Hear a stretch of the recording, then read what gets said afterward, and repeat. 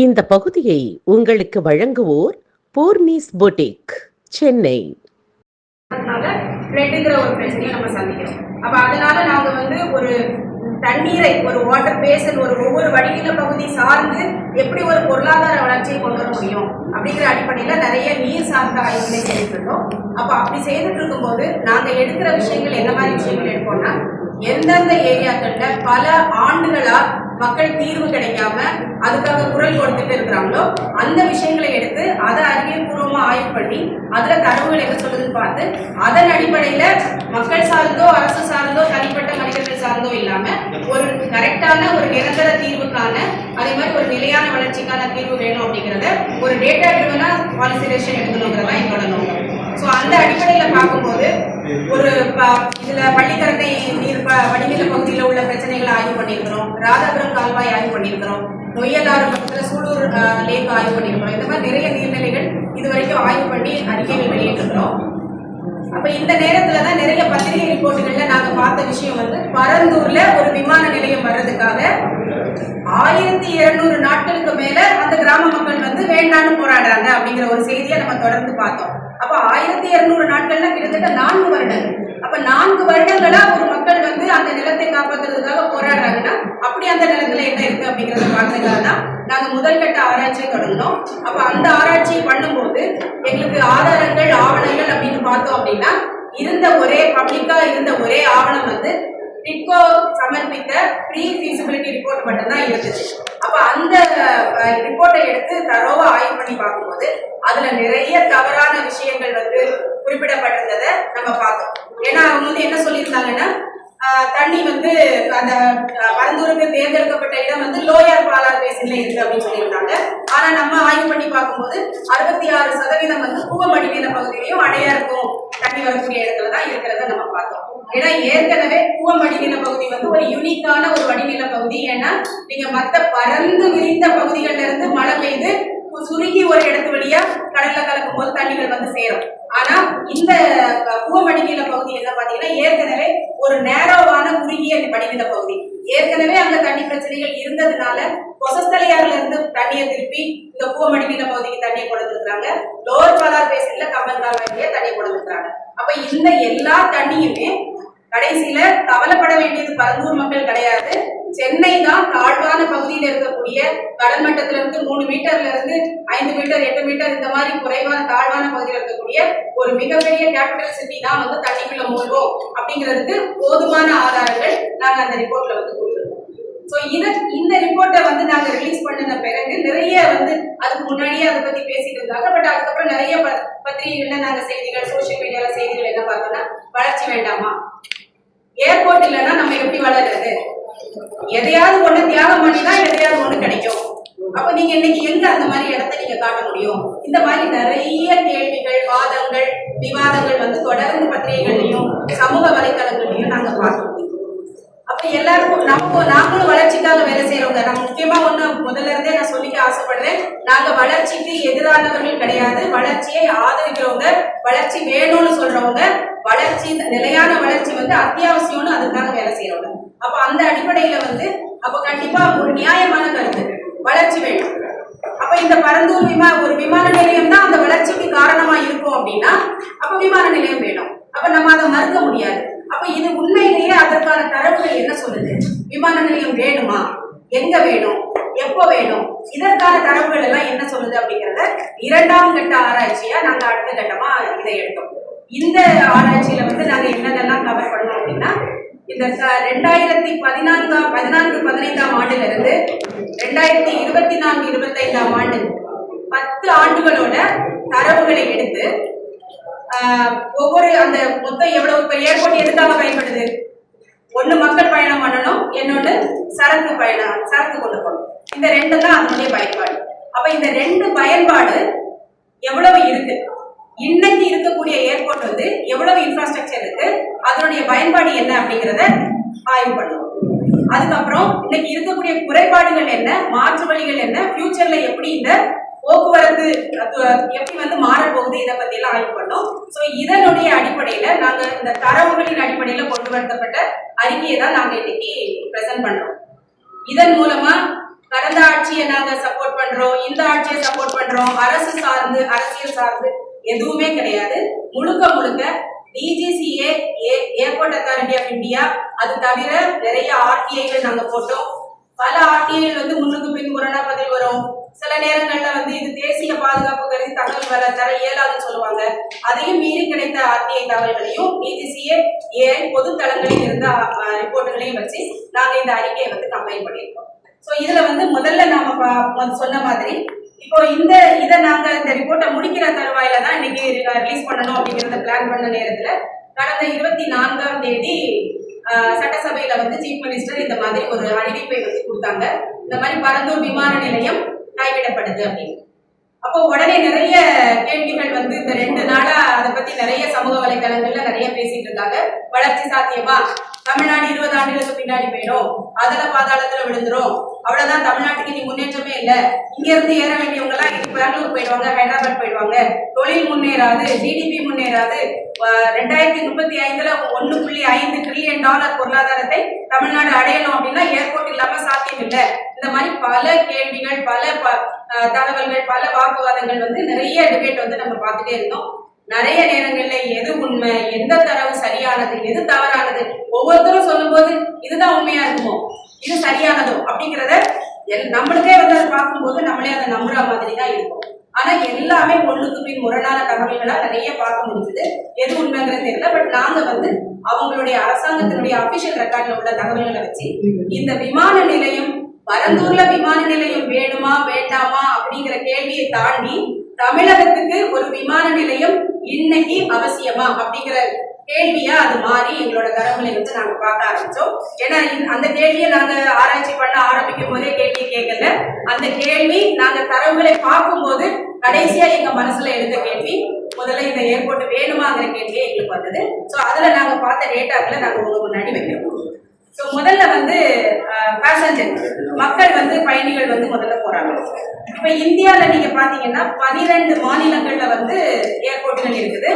மொத்தம் 67 ஏர்போர்ட்டுகள் வந்து மொத்தம் இருக்கு. இதுல இன்டர்நேஷனல் வந்து 22, டொமஸ்டிக் வந்து 45. இதுல இந்த 67 விமான நிலையங்கள்ல தமிழ்நாட்டுல மட்டும் 6 விமான நிலையங்கள் இருக்கு. இந்த 22 இன்டர்நேஷனல் விமான நிலையங்கள்ல தமிழ்நாட்டுல மட்டும் 4 இன்டர்நேஷனல் விமான நிலையங்கள் இருக்கு. டொமஸ்டிக் விமான நிலையம் 45ல தமிழ்நாட்டுல மட்டும் 2 டொமஸ்டிக் விமான நிலையம் இருக்கு. இன்டர்நேஷனலையும் நம்ம டொமஸ்டிக் பயன்படுத்துறோம். ஸோ 6 விமான நிலையம் அப்படின்னு நாம வச்சுக்கலாம். இப்போ தமிழ்நாட்டினுடைய வளர்ச்சி $1.5 trillion எக்கனாமியை நம்ம தமிழ்நாடு 2035ல அடையணும் அப்படின்னா அது சென்னை விமான நிலையத்தை மட்டும் வச்சு அடைய போறது இல்லை. தமிழ்நாடுங்கிறது பறந்து விரிந்த பல மாவட்டங்கள் அடங்கியது. எல்லா மாவட்டங்கள்ல இருந்தோம்னா அந்த ஜிடிபி வந்து பொருளாதார முன்னேற்றத்துக்கு கான்ட்ரிபியூட் பண்ண போறாங்க. சோ அப்படி பார்க்கும்போது எல்லா மாநிலங்களையும் விட அதிகப்படியான சர்வதேச விமான நிலையங்கள் இருக்கக்கூடிய மாநிலம் தமிழ்நாடு. கேரளால மொத்தம் 4 இன்டர்நேஷனல் விமான நிலையம் இருக்கு, 4 விமான நிலையம் இருக்கு, 4மே சர்வதேச விமான நிலையங்கள். தமிழ்நாட்டுல 6ல 4 சர்வதேச விமான நிலையங்கள். ஸோ மொத்தம் இந்த 2ம் ஈக்குவலான அளவுல சர்வதேச விமான நிலையங்கள் இருக்கு. இப்ப இதுல நீங்க பார்க்கும்போது மொத்தம் தமிழ்நாடு முழுவதும் சேர்ந்து மொத்தம் பேசஞ்சர் கெப்பாசிட்டி எவ்வளவு அப்படின்னு பாத்தீங்கன்னா 51.1 மில்லியன் பேசஞ்சரை வந்து ஒரு வருஷத்துக்கு பயணம் பண்ணக்கூடிய கெப்பாசிட்டி தமிழ்நாட்டில் உள்ள அவ்வளவு விமான நிலையங்களே இருக்கு. இதுல 2024-25ஆம் ஆண்டு மட்டும் 29.4 மில்லியன் பேசஞ்சர்ஸை வந்து ஹேண்டில் பண்ணிருக்காங்க. நான் முதல்ல சொன்னேன் 10 வருட டேட்டாவை எடுத்துக்கிறோம். அந்த 10 வருட டேட்டால இடையில கோவிட் ஒரு பெரிய டிராப் வந்தது, நிறைய விமானங்கள் எல்லா போக்குவரத்து நின்றுது. அதனால அந்த ஆண்டுகளை கழிச்சுட்டு தான் ட்ரெண்டை நாங்க பார்த்துட்டோம். 2025-26 டேட்டா லேட்டஸ்ட் ஏன் எடுக்கிறேன்னு நீங்க கேட்கலாம். ஆனா பப்ளிக்கா அவைலபிளா இருக்கக்கூடிய டேட்டா வந்து 2025ல நவம்பர் வரைக்கும் தான் அவங்க அப்டேட் பண்ணிருக்காங்க. அப்ப அந்த நவம்பர் வரைக்கும் உள்ள டேட்டாவை எடுத்து நம்ம பிரசென்ட் பண்ணா அது ட்ரெண்ட் கரெக்டா வராது. ஆனாலும் நாங்க அந்த நம்பர்ஸை பார்க்கும்போது 2026லயும் பெரிய சேஞ்ச் எல்லாம் வரல, அதே சேச்சுரேஷன்ல தான் போயிட்டு இருக்கு. அப்படி பார்க்கும்போது மொத்தம் தமிழ்நாடு முழுவதும் நீங்க பாத்தீங்கன்னா 58% தான் வந்து மொத்த விமான நிலையங்கள்ல பயன்பாடு யூட்டிலைசேஷன் வந்து இப்ப இருந்துட்டு இருக்கு. இதுல இப்ப 42% வந்து இன்னும் கேப் இருக்கு. அதாவது விமான நிலையம் இருக்கு, இன்ஃப்ராஸ்ட்ரக்சர் இருக்கு, எல்லா வசதிகளும் இருக்கு, ஆனா இன்னும் போதுமான பேசஞ்சர்ஸ் வந்து இன்னும் வரல. 42% கேப் இருக்கு. இப்ப நம்ம பிரச்சனைக்குரிய பகுதி சென்னைன்னு சொல்றோம். ஆனா நாங்க திரும்ப திரும்ப என்ன சொல்றது என்னன்னா, தமிழ்நாட்டினுடைய பொருளாதார வளர்ச்சின்னு சொல்லும் போது சென்னையை பத்தி மட்டும் நம்ம பேசிட்டு இருக்க முடியாது. தமிழ்நாடு முழுவதும் தான் நம்ம பேசணும். ஆனா சென்னை ஒரு பெரிய பிரச்சனையா இப்ப நம்ம பேசிட்டு இருக்கிறதுனால சென்னை ஏர்போர்ட்டோட ஹேண்ட்லிங் கெப்பாசிட்டி நீங்க பாத்தீங்கன்னா இன்னைக்கு வந்து 2024-25 ஆண்டு வந்து 22.4 மில்லியன் பேசஞ்சர்ஸ் வந்து இது கொண்டு போயிருக்குது. ஆனா அதோடைய மொத்த கெப்பாசிட்டி இப்போ வந்து டெர்மினல் 3 கட்டிட்டு இருக்காங்க. அது முடிஞ்ச உடனே வரக்கூடிய முடிஞ்சிருச்சு, கிட்டத்தட்ட முடிஞ்சிருச்சு. எனி டைம் வந்து அவங்க ஆபரேஷனல் கொண்டு வரலாம். ஸோ அதனுடைய கெப்பாசிட்டி பார்க்கும்போது 35 மில்லியன் வருஷத்துக்கு வந்து ஹேண்டில் பண்ணக்கூடிய கெப்பாசிட்டி அந்த சென்னை விமான நிலையத்துக்கு இருக்கு. ஆனா இன்னைக்கு அது எவ்வளவு ஹேண்டில் பண்ணிட்டு இருக்குன்னு பாத்தீங்கன்னா 22.4 மில்லியன் பேசஞ்சர்ஸ் தான் போயிட்டு இருக்காங்க. அப்படி பார்க்கும்போது 64% தான் சென்னை ஏர்போர்ட் யூட்டிலைசேஷன் வந்திருக்கு. மீதி வந்து நமக்கு கிட்டத்தட்ட 12.6 மில்லியன் பேசஞ்சர்ஸ் வந்து இன்னும் அதுல வந்து அந்த விமான நிலையத்துல வந்து கொண்டு போக முடியும். இப்போ தமிழ்நாடு வந்து வெறும் இப்ப நம்ம நிறைய பேர் என்ன சொல்றாங்க, பெங்களூரை பாருங்க, பெங்களூர் ஏர்போர்ட்டை பாருங்க, ஹைதராபாத் ஏர்போர்ட்டை பாருங்கன்னு சொல்றாங்க. ஆனா நம்ம தமிழ்நாடுன்னு சொல்லும் போது எல்லா ஏர்போர்ட்டையும் நாம கணக்குல எடுத்துக்க வேண்டியது இருக்குது. மற்ற ஏர்போர்ட்டுகள் பார்த்தோம்னா சென்னை, கோயம்புத்தூர் இருக்கு, திருச்சிராப்பள்ளி இருக்கு. கோயம்புத்தூர்ல எவ்வளவு யூட்டிலைசேஷன் பார்த்தா 68%. திருச்சிராப்பள்ளியில சர்வதேச விமான நிலையம் 41%, மதுரை 50%, சேலம் 17%, தூத்துக்குடி 7%. இப்ப இது தவிர வந்து தமிழ் இந்தியா ஃபுல்லா வந்து ஒரு சின்ன மாவட்டத்துக்கும் இடையில கனெக்டிவிட்டியை கொண்டு வரணுங்கிறதுக்காக உடான் அப்படின்னு சொல்லி ஒரு ஸ்கீமை கொண்டு வந்தாங்க. அந்த ஸ்கீம்க்கு கீழே தமிழ்நாட்டுல நிறைய ஏர்போர்ட்டுகளை வந்து கொண்டு வந்து அதுல என்ன பண்ணிருக்கிறாங்கன்னா 30 கோடி 35 கோடியில இருந்து 50-60 கோடி வரைக்கும் செலவு பண்ணிருக்கிறாங்க. செலவு பண்ணி நிறைய ஏர்போர்ட்டுகளை கட்டியிருக்கிறாங்க. ஆனா அந்த ஏர்போர்ட்டுகள் எதுவுமே இன்னும் ஆபரேஷனல் ஆகல, இன்னும் கமர்ஷியல் ஆபரேஷனுக்கு வரல. ஒரே ஒரு ஏர்போர்ட் மட்டும்தான் ஏற்கனவே சேலம் வந்து இருந்தது. அந்த சேலத்தை வந்து உடானோட ஸ்கீம்ல கூட கொஞ்சம் பணத்தை போட்டு அதை மட்டும் தான் ஆபரேஷன் பண்ணிருக்கிறாங்க. அதுல சேலம் ஏர்போர்ட்லயும் டெய்லி ஒரு ஃபிளைட் சென்னைக்கு வருது, மீதி வீக்லி வந்து பாம்பேக்கு ஃபிளைட் போகுது. மற்றபடி அதுவுமே வந்து ஹைலி அண்டர் யூட்டிலைஸ்டா தான் இன்னைக்கு இருந்துட்டு. அப்போ உடான் ஸ்கீம்ல கட்டின ஏர்போர்ட்டுகள் வந்து ஒரு நல்ல எடுத்துக்காட்டு. வெறும் ஏர்போர்ட்டை கட்டிட்டா மக்கள் வந்து பயணம் பண்ணிடுவாங்களா அப்படின்னா அது கிடையாது. ஏர்போர்ட்டை கட்டி இன்னும் அங்க ஃபங்க்ஷனல் ஆகாம இருக்கு, ஏன்னா பயணம் பண்றதுக்கு அங்க இருந்து ஆளுங்க இல்லை. ஸோ இப்போ நீங்க சென்னை ஏர்போர்ட் பாத்தீங்கன்னா சென்னை ஏர்போர்ட்ல பிரைமரி ரன்வே வந்து ஃபுல்லா யூட்டிலைஸ் ஆகுது. செகண்டரி ரன்வே வந்து ஒன்று அடையாறு ரிவர் ரூட்டை வந்து கொண்டு போட்டாங்க. அந்த செகண்டரி ரன்வே வந்து 2025 கிடைச்ச ஒரு ஆர்டிஐல என்ன சொல்லியிருக்காங்கன்னா 4% மட்டும்தான் இது வரைக்கும் யூட்டிலைஸ் ஆயிருக்கு அப்படின்றாங்க. அப்ப 96% என்ன யூட்டிலைஸ் ஆகாம செகண்ட் ரன்வே வந்து இருந்துட்டு இருக்குது அப்படின்னு சொல்றாங்க. இப்போ இன்னைக்கு இருக்கக்கூடிய growth நம்ம எடுத்துக்கிட்டோம்னா, அதாவது கடந்த 10 ஆண்டுகள்ல வந்து எவ்வளவு வளர்ச்சி அடைஞ்சிட்டு இருக்கு அப்படிங்கிறத பார்த்தா ஏவியேஷன் இண்டஸ்ட்ரியோட வளர்ச்சி வந்து 2.5%. ஸோ இந்த ரேஞ்சில் நம்ம போச்சுன்னா கிட்டத்தட்ட 2034 ஆண்டுல நமக்கு வந்து இந்த 35 மில்லியன் பாப்புலேஷனை வந்து நம்ம கொண்டு வருவோம் அப்படின்னு சொல்லி நம்ம எடுத்துக்கலாம். ஆனா இப்போ ஆல்ரெடி வந்து இதை வந்து வெறும் நம்ம அப்படியே அப்சல்யூட் நம்பரா 2.5% வளர்ந்துரும் அப்படின்னு சொல்லி சொல்ல முடியாது. ஏன்னா இனி நிறைய இண்டஸ்ட்ரீஸ் வந்து இன்னைக்கு 2 டயர் சிட்டிக்கு போறாங்க, 3 டயர் சிட்டிக்கு போறாங்க. ஏன்னா அவங்களுக்கு அந்த காஸ்ட் கட்டி, ஏன்னா ஹியூமன் கேபிட்டல் அப்படின்னு சொல்லும் போது திருநெல்வேலியில படிச்ச ஒரு இளைஞனை கொண்டு போய் சென்னை மாநகரத்துல கொண்டு போய் எம்ப்ளாய் பண்ணணும்னா அங்க 20,000 ரூபாய் கொடுத்தா போதும், இங்க 50,000 ரூபாய் கொடுத்தாதான் அவங்க வேலை செய்ய முடியும். அப்போ அப்படி பார்க்கும்போது நிறைய பேர் என்ன பண்ணுவாங்கன்னா இப்பவே வந்து கொஞ்சம் கொஞ்சமா இண்டஸ்ட்ரீஸ் எல்லாம் வந்து 2 டயர் 3 டயர் சிட்டிஸ்க்கு வந்து போக ஆரம்பிச்சிட்டாங்க. அப்ப இந்த வளர்ச்சி வந்து சென்னைக்குள்ளதான் வருமா, இண்டஸ்ட்ரீஸ் வந்து சென்னைக்குள்ளதான் வருமானா அதுக்கு நிச்சயம் கிடையாது. எல்லா இடங்கள்லயுமே அதுக்கான சாத்தியக்கூறுகள் இருக்கு. என்னொன்னு வெளிநாடுகளுக்கு டிராவல் பண்றது. இப்ப இந்த மொத்தம் விமானம் மூலமா பயணம் செய்யக்கூடிய மக்கள் தொகையில எவ்வளவு பேரு இந்தியாவுக்குள்ளேயே டொமஸ்டிக் டிராவல் பண்றாங்க அப்படின்னு பாத்தீங்கன்னா 74%. வெளிநாடுகளுக்கு போகக்கூடிய பயணிகள் வந்து வெறும் 26% தான் இருக்காங்க. இதுல டெல்லி முதல்ல இருக்கக்கூடிய நாடுகள் இந்த சிட்டிஸ் வந்து எதுவா இருக்குன்னா, இப்ப சென்னையில இருந்து டெல்லிக்கு அதிகப்படியா பயணம் பண்றாங்க, 2.5 மில்லியன் பாப்புலேஷன். அடுத்தபடியா மும்பை போறாங்க, ஹைதராபாத், பெங்களூர், கல்கட்டா, புனே, கோயம்புத்தூர். விதின் தமிழ்நாடு அதிகமா மக்கள் வந்து சென்னையில இருந்து போறது கோயம்புத்தூர் போறாங்க. அதே மாதிரி மற்ற இடங்கள் பாத்தீங்கன்னா ஹைதராபாத், பெங்களூர், புனே இதெல்லாம் போயிட்டு இருக்காங்க. ஸோ இதை வச்சு பார்க்கும்போது இப்போ வந்து இந்த வளர்ச்சி வந்து இங்கதான் வளருமா இல்ல வேற மற்ற இடங்கள்ல வளருமா, எங்க வந்து டெவலப் ஆகும் அப்படிங்கிறது நமக்கு தெரியாது. ஆனா அதெல்லாம் கன்சிடர் பண்ணி தான் நாம வந்து அடுத்து விமான நிலையம் வேணுமா அப்படிங்கறத ஒண்ணு முடிவு பண்ணணும். ரெண்டாவது எங்க வேணும் அப்படிங்கறத முடிவு பண்ணணும். ரெண்டாவது இருக்கிறத எப்படி ஆப்டிமைஸ் பண்ணி ஒர்க் பண்ண முடியுமா அப்படிங்கிறது பார்க்கணும். இப்ப நம்ம டேட்டா என்ன சொல்லுதுன்னா, வளர்ச்சி வந்து சென்னையை விட திருச்சி, தூத்துக்குடி, கோயம்புத்தூர், தூத்துக்குடியில குறைவா தான் காமிக்குது. கோயம்புத்தூர் மற்ற இடங்கள்ல எல்லாம் தான் வந்து திருச்சியில தான் வந்து growth இருக்கு. ஏன்னா சவுத்துல இருந்து சென்னைக்கு வந்து போறதை விட அங்கதான் வந்து அங்க பக்கத்துலயே அங்க சதர்ன் டிஸ்ட்ரிக்ட்ஸ் வந்து போவாங்க. அதே மாதிரி இன்னும் சதர்ன் டிஸ்ட்ரிக்ட்ஸ் போனோம்னா எல்லாரும் ட்ரிவாண்ட்ரத்துக்கு போறாங்க. இப்ப தூத்துக்குடியில உள்ள ஏர்போர்ட் இன்டர்நேஷனல் ஏர்போர்ட்டா வந்தாச்சு. ஆனா ஹைலி 7% தான் யூட்டிலைசேஷன்.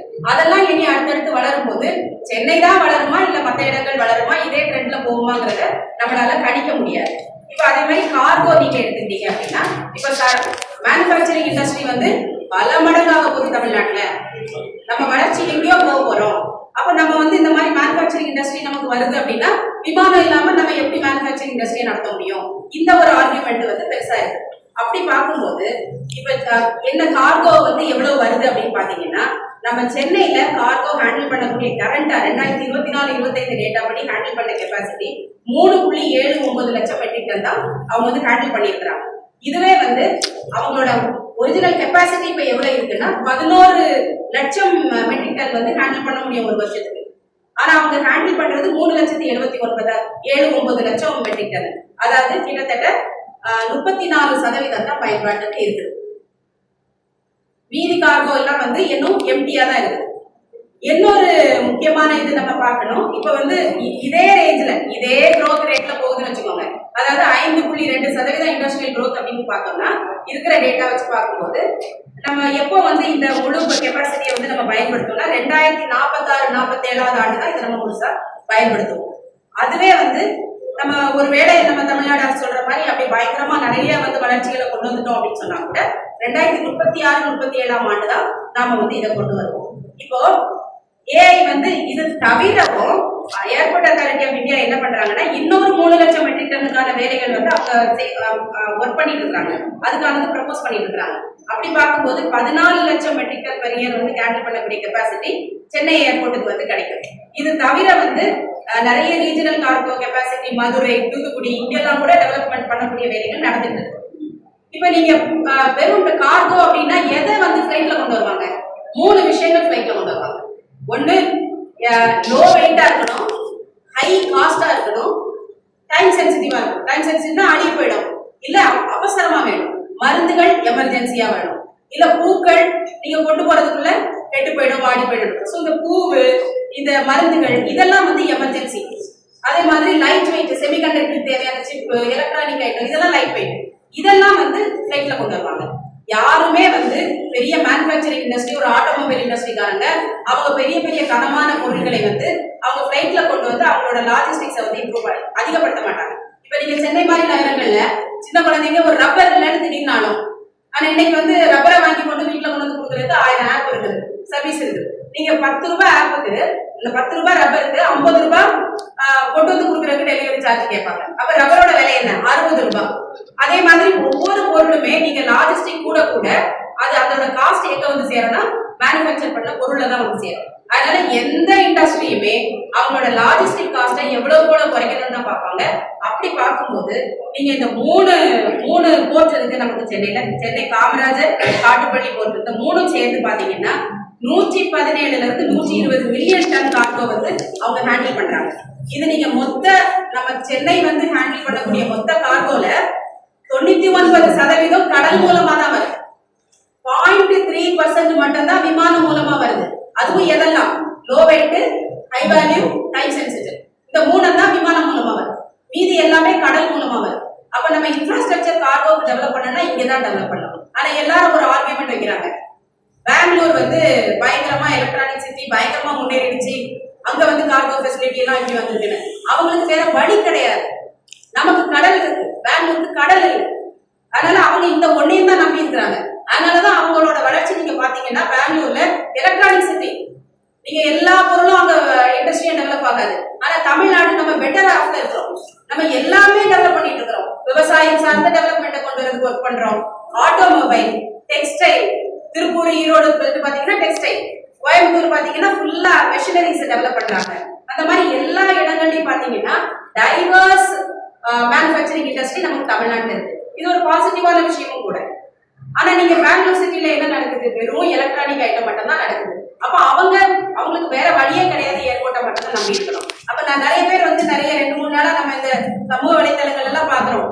ஆந்திரால உள்ள சீஃப் மினிஸ்டர் நம்ம தமிழ்நாட்டை பார்த்து சிரித்தார், கர்நாடகா மினிஸ்டர் சிரித்தார், அவங்க சிரிக்கிறாங்க அப்படின்னு சொல்லிட்டு எல்லாம் நம்மள தமிழ்நாடை வந்து ஒரு எமோஷனலா நாம வந்து ஐயோ நம்ம தமிழ்நாடு வளர்ச்சி அடைவதற்கு கீழே விழுந்துருவோமோ, அவங்க எல்லாம் முன்னேறி போயிடுவாங்களோன்னு ஒரு எமோஷனலான ஒரு நரேஷனை வந்து கிரியேட் பண்றாங்க. ஆக்சுவலா நாம தான் அவங்கள பார்த்து சிரிக்கணும். நாம வந்து ஒரு பரவலான தமிழ்நாடு முழுவதுக்குமான வளர்ச்சியை வந்து நாம ஒரு ஹியூமன் கேபிட்டல பேஸா வச்சு எல்லா விதமான வளர்ச்சியும் கொண்டு வந்துட்டு இருக்கோம். போர்ட் இருக்கு, நமக்கு 2 போர்ட் இருக்கு, அவங்க இல்லாதவங்க செய்வாங்க. அதனால அதை வந்து கம்பேர் பண்றது வந்து ஒரு சரியான கம்பேரிசன் மெத்தடாவே இருக்காது. நீங்க வந்து ஏர்போர்ட் ஆப்ரேட் பண்றதுல 3 விதமான ஆபரேஷன்ஸ் இருக்குது, 3-4 விதமானது இருக்குது. ஒண்ணு வந்து ஏர்போர்ட் அத்தாரிட்டி ஆஃப் இந்தியா, மத்திய அரசாங்கம் வச்சு நடத்துறது. 2வது பப்ளிக் பிரைவேட் பார்ட்னர்ஷிப்னு சொல்லி PPP மாடல் சொல்றாங்க. அதுல வந்து அரசாங்கம் வந்து நிலத்தை எடுத்து கொடுப்பாங்க, தனியார் வந்து அதை கட்டுவாங்க, அப்புறம் அவங்க வந்து அதுக்கான காசு ஆபரேஷன்ஸ் எல்லாம் பார்த்துட்டு மக்கள் கிட்ட இருந்து அதை வசூலிச்சு அந்த லாபத்தை வந்து சம்பாதிப்பாங்க. எப்படி நம்ம டோல் பார்க்கறோம் இல்லையா, டோல் வந்து நம்ம இடம், நம்ம இடம் தமிழ்நாடு இடம், ரோட போட்டது மத்திய அந்த தனியார், அப்ப அவங்களுக்கு டோலை கொடுத்து நம்ம போறோம். ஸோ இதே மாதிரி அவங்க வந்து தனியார் PPP மாடல்ல அவங்க ப்ரப்போஸ் பண்றாங்க. அப்படி பார்க்கும்போது நமக்கு எவ்வளவு இது வந்து ஒரு பாசிட்டிவான, இப்போ ஹைதராபாதா இருக்கட்டும், பெங்களூரா இருக்கட்டும், அந்த மாடல்ஸ் இது நாளைக்கு அவங்க வைக்கிறதா சட்டம். நம்ம வந்து அந்த காஸ்ட் எஸ்கலேட் பண்ணி அவங்களோட வருமானத்தை பெருக்கிறதுக்கு என்னது செய்தாலும் நமக்கு கேள்வியே கேட்க முடியாது. 3வது ஜாயிண்ட் வெஞ்சர், அதுவும் வந்து ஒரு பார்ட்னர்ஷிப் கம்பெனி மாதிரி ஆரம்பிச்சு அவங்க செய்வாங்க. இந்த பரந்தூர் தமிழ்நாட்டில் கொண்டு வரக்கூடிய விமான நிலையமும் நிலம் தான் நம்ம கொடுப்போம், இது வந்து பிரைவேட் கம்பெனி தான் வந்து ஆப்ரேட் பண்றது தான் இதனுடைய மாடல். ஸோ அது வந்து ஒரு அவங்க பெங்களூர் சிரிச்சது, கர்நாடகா சிரிச்சாங்க, இல்ல ஹைதராபாத் தெலுங்கானா சிரிச்சாங்க, ஆந்திரா சிரிச்சாங்கன்னா ஆக்சுவலா நமக்கு புரிஞ்சு கொடுக்க வேண்டிய அவசியமே இல்லை. அவங்கள பார்த்தா நம்ம சிரிக்கணும், நம்ம பெட்டர் ஆஃப்ல இருக்கிறோம். பட் நமக்கு தமிழ்நாட்டுக்கு பணம் வரணும் அப்படின்னு நினைச்சோம்னா நம்ம ஏர்போர்ட் அத்தாரிட்டி ஆஃப் இந்தியாவோட இன்னும் கூட சேர்ந்து ஒர்க் பண்ணி நம்ம இன்வெஸ்ட்மெண்ட்டையும் நம்ம கொண்டு வந்து இருக்கிற ஏர்போர்ட்ஸை கொண்டு வரும்போது நமக்கும் ஷேர் கிடைக்கிறதுக்கான மாடல்ஸ் வந்து நமக்கு கொண்டு வர முடியும். அதனால செய்ய முடியாது அப்படிங்கிறது கிடையாது. அடுத்தது நீங்க பாத்தீங்கன்னா இப்ப கார்கோ பார்த்தோம். அடுத்தது என்ன இருக்கிற ஏர்போர்ட்ல என்ன பிரச்சனை? இப்ப 2வது ரன்வே ஒண்ணு கட்டினாங்க இல்லையா, நீங்க இந்த 2வது ரன்வே வந்து இன்னைக்கு மொத்தம் வந்து ஒரு 4% தான் யூட்டிலைஸ் பண்ணிருக்கிறாங்கன்னு சொல்றாங்க. அதாவது அதோட ஃபுல்லஸ்ட் பொட்டன்ஷியல் என்ன யூஸ் பண்ணல. இதுல கேப்டன் மோகன் ரங்கநாதன் சொல்லிட்டு ஒரு சேஃப்டி, ஏவியேஷன் ரிலேட்டட் சேஃப்டி இதுல ஒர்க் பண்ண ஒரு கேப்டன் வந்து நிறைய லெட்டர் கவர்மெண்ட் எழுதிருக்கிறாரு, நிறைய ஆதாரங்கள் எடுத்திருக்கிறாரு. அந்த செகண்டரி ரன்வே எங்க கட்டியிருக்கிறாங்கன்னா அடையாறு ஆறுக்கு குறுக்க தான் அந்த ரன்வே வருது. அந்த பாலத்தை பாத்தீங்கன்னா நீங்க வந்து ஒரு மோசமான ஒரு ஏர்போர்ட் ரன்வேயை வந்து கட்ட முடியும் அப்படின்னா அதுக்கு நீங்க வந்து இந்த ரன்வேயை வந்து நீங்க எக்ஸாம்பிளா காட்டலாம். நீங்க குறுபிடிச்சு போய், நாங்க இந்த எங்களோட ரிப்போர்ட்ல அந்த படங்களை எல்லாம் வச்சிருக்கோம், குறுபிடிச்சு போய் அந்த ரன்வே எவ்வளவு உயரத்துக்கு அந்த தண்ணி எவ்வளவு 2005ல ஒரு ஃபிளட் வந்தது, 100 ஆண்டுகளோட ஃபிளட் லெவல பண்ணி தான் இந்த இன்ஃப்ராஸ்ட்ரக்சர் டெவலப்மெண்ட் பார்ப்பாங்க. 2005ல வந்த ஃபிளட் லெவல கூட கன்சிடர் பண்ணாம அதை வந்து உயரத்தை குறைச்சி இது வந்து பாலமா வேலை செய்யறதுக்கு பதிலா அந்த ரன்வே டேம் மாதிரி வேலை செய்துச்சு. அதனுடைய விளைவை 2015ஆம் ஆண்டு நீங்க வந்து சென்னை ஏர்போர்ட் தண்ணிக்குள்ள மூழ்கினதை நம்ம பார்த்தோம். சோ அதுக்கு முக்கிய காரணம் இந்த செகண்டரி ரன்வே தான். இப்ப இதுல வந்து கிட்டத்தட்ட 750 மீட்டர் ரன்வே பகுதியில யூட்டிலைஸ் பண்ண முடியாது, பெரிய ஃபிளைட் எல்லாம் ஏறுனா காலம் உடைஞ்சு போயிடும்னு சொல்றாங்க. அப்ப என்ன ஆயிடுது, நிறைய டிசைன் கொடுத்த டிசைன் ஒண்ணு, அவங்க கட்டின டிசைன் ஒண்ணு, இத மாதிரி நிறைய பிரச்சனைகள் வந்து ஏற்கனவே இருக்கிற ரன்வேல இருக்குது. அப்ப இதெல்லாம் வந்து சரி பண்ணி இருக்கக்கூடிய ஏர்போர்ட்ல இருக்கக்கூடிய ஆபரேஷனல் எஃபிஷியன்சியை வந்து நம்ம இன்க்ரீஸ் பண்ண நிறைய வந்து சௌகரியங்களை கம்ஃபர்டபுளா நிறைய பிளைட்ஸை வந்து ஆப்ரேட் பண்ண முடியும் அப்படிங்கிறதா நம்மளோட டேட்டா சொல்லுது. அடுத்தது வந்து இப்ப சுத்தி இருக்கக்கூடிய, இப்போ நீங்க அந்த செகண்டரி ரன்வேக்கு ஆப்போசிட்ல ஒரு பெட்ரோல் பங்க் வச்சிருக்காங்க, மெட்ரோ வச்சிருக்காங்க. இப்போ ஏதாவது ஒரு இன்ஃப்ராஸ்ட்ரக்சர் டெவலப் பண்ணுனா அந்த காம்பவுண்டுக்குள்ள உள்ளதை மட்டும்தான் யோசிக்கிறாங்க, சுத்தி என்ன இருக்குது அதெல்லாம் எப்படி நம்ம கன்சிடர் பண்ணணும்னு யோசிக்கிறது இல்லை. இப்ப இந்த ILS சொல்லுவாங்க, இன்ஸ்ட்ருமெண்ட் லேண்டிங் சிஸ்டம்னு சொல்லுவாங்க. அதாவது பெரிய ஃபாக் இருக்கு, நிறைய மிஸ்ட் இருக்கு, கண்ணு தெரியல அப்படின்னா ஃபிளைட்டால கண்ணால பார்த்தெல்லாம் அவங்க அக்யூரஸியா கொண்டு முடியாது. அப்படி இருக்கும்போது இன்ஸ்ட்ருமெண்ட்டை வச்சு அந்த அந்த ரேடாரை வச்சு அவங்க வந்து அந்த ஃபிளைட்டை வந்து லேண்ட் பண்ணுவாங்க. அப்படி லேண்ட் பண்றதுக்கு இந்த மெட்ரோல உள்ள அதிர்வுகள் இதெல்லாம் வந்து பிரச்சனையா இருக்கு அப்படின்றாங்க. அப்ப இந்த சுத்தி இருக்கிற இன்ஃப்ராஸ்ட்ரக்சரையும் ஆப்டிமைஸ் பண்ணி இந்த ஆபரேஷனல் எஃபிஷியன்சி இன்க்ரீஸ் பண்ணாங்கன்னா கண்டிப்பா வந்து அதிகப்படியான ஃபிளைட்ஸை வந்து இன்னும் ஹேண்டில் பண்ணி பேசஞ்சரை ஹேண்டில் பண்றதுக்கான கெப்பாசிட்டி இருக்கு அப்படின்னு சொல்லி டேட்டா சொல்லுது. அடுத்தது நீங்க பாத்தீங்கன்னா கார்கோல நம்ம பார்த்தோம் வெறும் 34% வந்து நமக்கு யூட்டிலைஸ் பண்ணிருக்கிறோம் அப்படின்னு. இதுக்கு பிரச்சனை நம்மளால கெப்பாசிட்டி ஹேண்டில் பண்ண முடியாம இல்லை. நிறைய பேர் வந்து வேற ஏர்போர்ட்டுக்கு போறாங்க, போர்ட்டுக்கு போறாங்க. ஏன் போறாங்க அப்படின்னு பாத்தீங்கன்னா அங்க இருந்து கார்கோ ஹேண்ட்லிங்னு சொல்றாங்க இல்லையா, அதை எடுத்து கொண்டு வந்து அதை ஹேண்டில் பண்ணி அதை மாத்தி அதை ஸ்டோர் பண்ணி. இப்போ ஒரு மருந்து வருது, டக்குன்னு நீங்க ஒரு கோல்டு ஸ்டோரேஜ் வச்சு நீங்க அதை ஸ்டோர் பண்ணணும். பூ வருது, உடனே ஸ்டோர் பண்ணணும். நீங்க 4 நாள் வெயில்ல அங்க போட்டுட்டீங்கன்னா அப்புறம் திருப்பி கஸ்டமருக்கு எந்த கஸ்டமருக்கு அந்த கம்பெனிக்காரங்களுக்கு போய் சேரும் போது அது பிரயோஜனம் இல்லை, அவ்வளவு காசு கொடுத்து கொண்டு வந்து. அப்ப அவங்க என்ன சொல்றாங்க, இந்த கார்கோ ரிலேட்டட் இன்ஃப்ராஸ்ட்ரக்சர் எல்லாத்தையும் நீங்க சென்னை ஏர்போர்ட்ல நீங்க இம்ப்ரூவ் பண்ணீங்கன்னா ஆட்டோமேட்டிக்கா வந்து இன்னும் நிறைய கார்கோ வந்து அதில் கொண்டு போக முடியும். அதனால தான் நம்ம யோசிக்கணும்ன்றாங்க. அதே மாதிரி இப்போ நிறைய எக்ஸ்பான்ஷனுக்கான ஸ்கோப் இருக்கு. அது எல்லாமே நாங்கள் இந்த ரிப்போர்ட்ல கொடுத்துருக்குறோம். நான் நேரம் கருதி அடுத்து ஒரு ப்ரெஸ் மீட் இருக்கிறதுனால நான் சுருக்கமாக சொல்றேன். நான் இதுல ரிப்போர்ட்ல வந்து அது எல்லாத்தையுமே நாங்கள் விவரமா கொடுத்துருக்குறோம். அதே மாதிரி அதுக்கு அடுத்தது பார்த்தீங்க அப்படின்னா ஃபியூச்சர் டொமஸ்டிக் ஏவியேஷன் டிமாண்ட் வந்து நிறைய பேர் என்ன சொல்றாங்கன்னா, அடுத்தடுத்து வந்து விமான நாட்கள் போக போக மக்கள் விமானத்துல வசதி வந்துடும்ல, நமக்கு வசதி வந்தா நம்ம அப்புறம் எல்லாரும் விமானத்துல தானே நம்ம பறப்போம், அதுதானே வளர்ச்சி நம்ம சொல்றோம். அப்படிங்கிற மாதிரி ஒரு கண்ணோட்டத்தை வந்து அவங்க கொண்டு வர்றாங்க. இப்ப டொமஸ்டிக் வந்து நம்ம சொன்னோம் இல்லையா, ஒரு 3 விஷயத்த நம்ம கருத்தில் கொள்ளணும். ஒண்ணு வந்து இப்ப நம்ம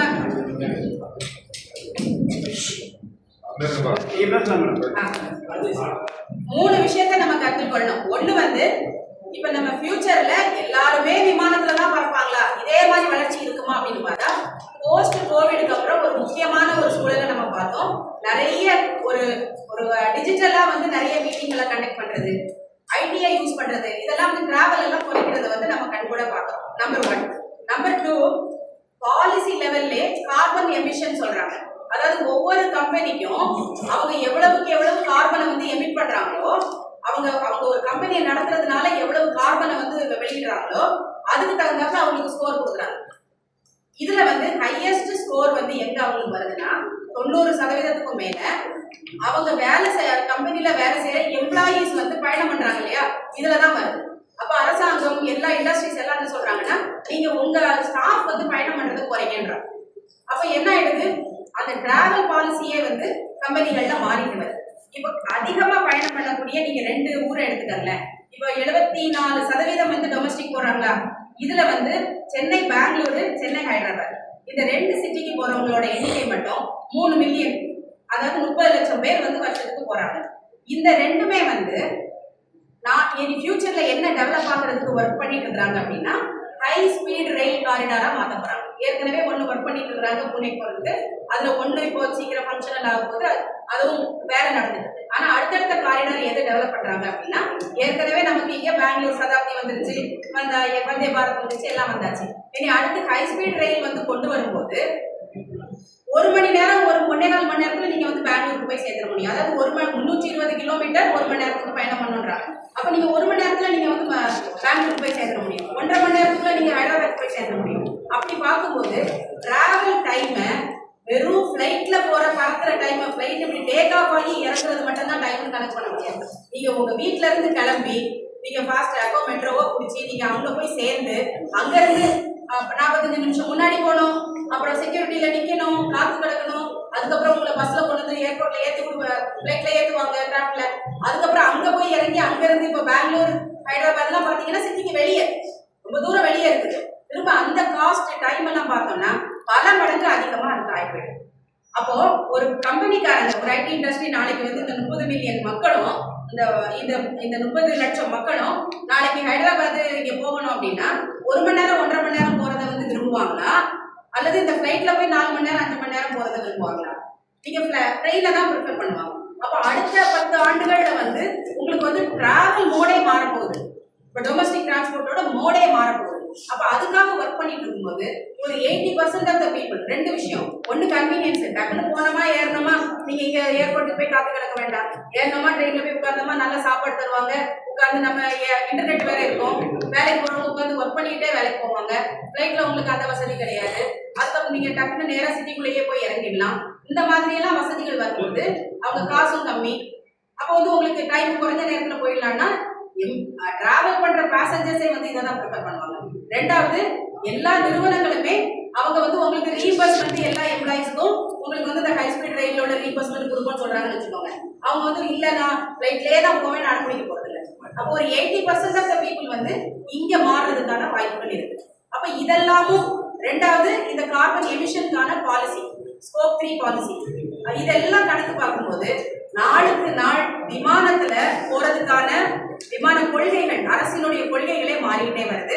இந்த டொமஸ்டிக் டிரான்ஸ்போர்ட் வந்து ரயில் சார்ந்து போகக்கூடிய வாய்ப்பு இருக்கு. அப்ப இவங்க என்ன சொல்றாங்க, 20-30 ஆண்டுகளுக்கு பிறகு நமக்கு வரப்போற டெவலப்மெண்ட்டுக்கு நான் இன்னைக்கே ஏர்போர்ட் கட்டி வைக்க போறேன், நான் டக்குன்னு அப்ப கட்ட முடியாது, அதனால இப்பவே நான் கட்ட போறேன்றாங்க. ஆனா அப்போ அதுக்கு முன்னாடி என்னென்னலாம் வந்து அடிஷனல் மொடாலிட்டி வரப்போகுதுங்கிறதே தெரியாது. அதனால நம்ம வெறும் ஏர்போர்ட்டோட பேசஞ்சர் கெப்பாசிட்டியை வச்சு மட்டுமே நாம வந்து கணக்கு போட முடியாது. ஸோ இது வந்து ஒரு முக்கியமான ஒரு நம்ம கணக்கில் எடுக்க வேண்டிய, வளர்ச்சியை கணக்கிடும் போது திட்டமிடும் போது கணக்கில் எடுக்க வேண்டிய ஒரு முக்கியமான ஃபேக்டர். அடுத்தது வந்து எக்கனாமிக் க்ரோத். கடந்த ஆட்சியில என்ன சொன்னாங்க, $1 trillion எக்கனாமி கொண்டு வருவோம் 2030. இப்போ வந்து 2035 $1.5 trillion எக்கனாமியை கொண்டு வருவோம் அப்படின்னு சொல்றாங்க. இப்போ நீங்க கடந்த டேட்டாவை பார்க்கும்போது இந்த $1.5 trillion முக்கியமான ஆர்குமெண்ட் இதுதான். பொருளாதார முன்னேறணும்னா நீங்க கனெக்டிவிட்டி இம்ப்ரூவ் பண்ணணும், எல்லாம் கரெக்ட் தான்.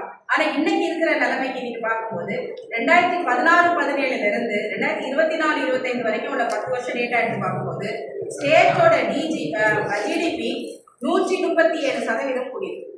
பாசிட்டிவான ட்ரெண்ட் தான். ஆனா பேசஞ்சரோட ட்ரெண்ட் பாத்தீங்கன்னா 27% தான் கூடியிருக்கு. இப்ப நீங்க விமான நிலையம் இருந்தாதான் ஜிடிபி வளரும் அப்படின்னா ப்ரொபோர்ஷனேட்டா அதுவும் 100க்கு மேல கூடி இருக்கணும் இல்லையா? அப்படி கிடையாது. ஜிடிபியை நீங்க நான் எல்லாருமே தான் கான்ட்ரிபியூட் பண்றோம். சாதாரண எம்ப்ளாயில இருந்து எல்லாருமே தான் ஜிடிபிக்காக கான்ட்ரிபியூட் பண்றாங்க. அது வெறும் இண்டஸ்ட்ரி மட்டும் கான்ட்ரிபியூட் பண்றது கிடையாது. அப்படி பார்க்கும்போது இதுக்கு டேட்டா வந்து ப்ரொபோர்ஷனேட்டா இருக்கிறதா சொல்லல.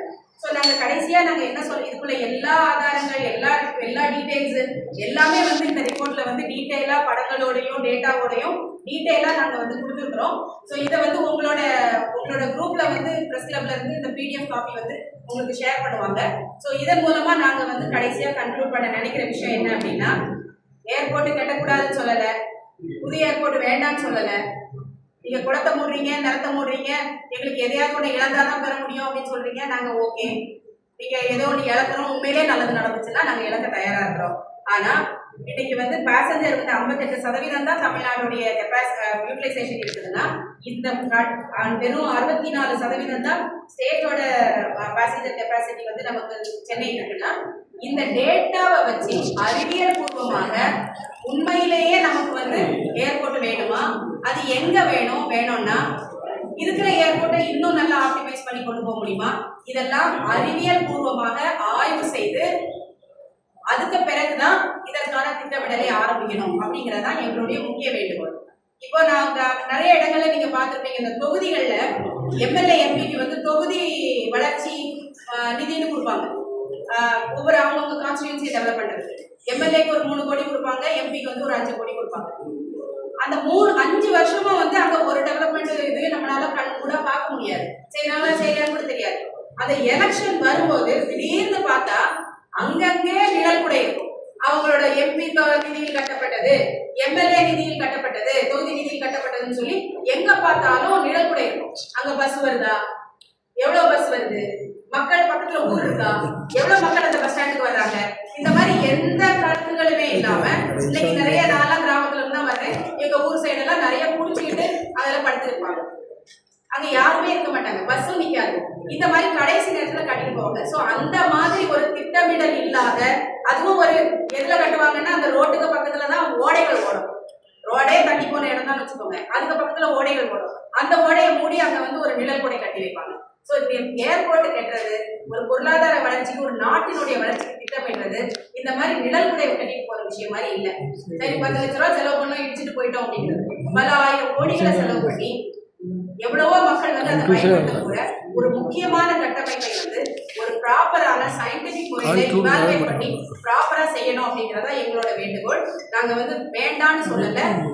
நாங்க இன்னைக்கு காலையில நான் வந்து திருநெல்வேலியில இருந்து நான் வர்றேன். தாம்பரம் ரயில்வே ஸ்டேஷன்ல நாங்க இறங்குறோம். அவ்வளவு மக்கள் லக்கேஜை தூக்கிட்டு மேல ஏறி இறங்கி முட்டி மோதி குழந்தைகளை கூட்டிட்டு போறாங்க. ஒரு சின்ன குழந்தை 2 லக்கேஜை தூக்கிட்டு போகுது. ஒரு வயசான பாட்டி 2 லக்கேஜை தூக்கிட்டு வராங்க. எங்க பெட்டியில இருந்து இறங்கும் போது ஒரு வயசான கணவன் மனைவி இருக்கிறாங்க. அவங்க சொல்றாங்க பிள்ளைங்களை அவங்க பிள்ளைங்களுக்கு குழந்தைய பாக்குறது இவங்க போறாங்க. இப்ப நீங்க நினைக்கலாம் இந்த வயசான தாத்தா பாட்டி ஜிடிபிக்கு கான்ட்ரிபியூட் பண்ண போறாங்களா அப்படின்னு நம்ம நினைக்கலாம். குழந்தைய தானே பார்க்க போறாங்க, ஊர்ல சும்மா இருக்கிறாங்க, இங்க வராங்க. அவங்க சொல்றாங்க நாங்க இனி இந்த பக்கம் வரவே மாட்டோமா, எங்களுக்கு சென்னையை முடியாது எங்களால. அவங்க கூப்பிடுறாங்க, எங்களை தொந்தரவு பண்றாங்க. இவங்க ஜிடிபிக்கு கான்ட்ரிபியூட் பண்ணல நினைக்கிறீங்களா? இவங்க இறங்கும் போது அவங்களால ட்ரெயின்ல இருந்து இறங்க முடியல. இவ்வளவு ஆகலத்துக்கு ஓட்டாங்க. அவங்க கையை பிடிச்சி 2 பேர் இறக்க வேண்டியது. கொண்டு வந்த லக்கேஜை கொண்டு போக முடியல. பேட்டரி கார்ல படி வரைக்கும் கொண்டு வந்து விட்டாங்க. திருப்பி ஏற முடியல. ஏறிட்டு எங்க இறங்கன்னு தெரியல. அவ்வளவு சிரமத்துல இருக்கிறாங்க. இவங்க ஜிடிபிக்கு கான்ட்ரிபியூட் பண்றாங்களா? கட்டாயம் கான்ட்ரிபியூட் பண்றாங்க. இவங்க அவங்க மகனையோ மருமகளையோ அவங்களோட குழந்தைகளை பாக்குறதுக்காக போறாங்க.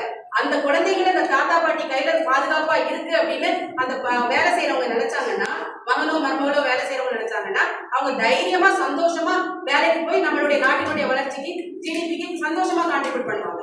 அப்ப இந்த தாத்தா பாட்டி கான்ட்ரிபியூட் பண்ணல இல்ல. அப்ப நீங்க இன்ஃப்ராஸ்ட்ரக்சர் டெவலப் பண்ணணும்னா வாஸ்ட் மெஜாரிட்டி ஆஃப் த பீப்புளுக்கான டிரான்ஸ்போர்டேஷன் இங்க பிரச்சனை இருக்கு. எங்க கொண்டு வரணும்? அங்கெல்லாம் தான் நம்மளோட இன்வெஸ்ட்மெண்ட் முதல்ல போகணும். இதெல்லாம் வந்து திட்டமிட்டு உண்மையிலேயே தேவை அப்படின்னா தான் இந்த இன்வெஸ்ட்மெண்ட்டுக்கு போகணும் அப்படிங்கிறதா எங்களுடைய வேண்டுகோள். இதன் மூலமா சொல்ல விரும்புறது. ஸோ இந்த கேள்விகள் ஏதாவது இருந்தா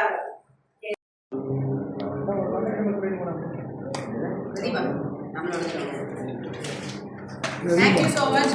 நிறைய சோசியல் மீடியால நீ கண்ட்ரோல்லாம் போயிட்டு இருக்கு. இப்போ சிங்கப்பூர்ல எல்லாம் வந்து ஃபேக்சுவலி அப்படின்னு சொல்லி ஒரு கவர்மெண்டே ஒரு ஆப் ரன் பண்றாங்க. உண்மை என்னது பொய் என்னதுங்கிறத அங்கே போய் செக் பண்ணிக்கலாம். அதனால நல்ல கரெக்டான தகவல்களை வந்து தயவுசெய்து போடுங்க. இந்த பகுதியை உங்களுக்கு வழங்கியோர் Sai Sankara Accucare, law of attraction, Chennai Valasaravakkam. இந்த பகுதியை உங்களுக்கு வழங்கியோர் அசீனா மேக் ஓவர் அண்ட் ஆரிவர், ராமநாதபுரம்.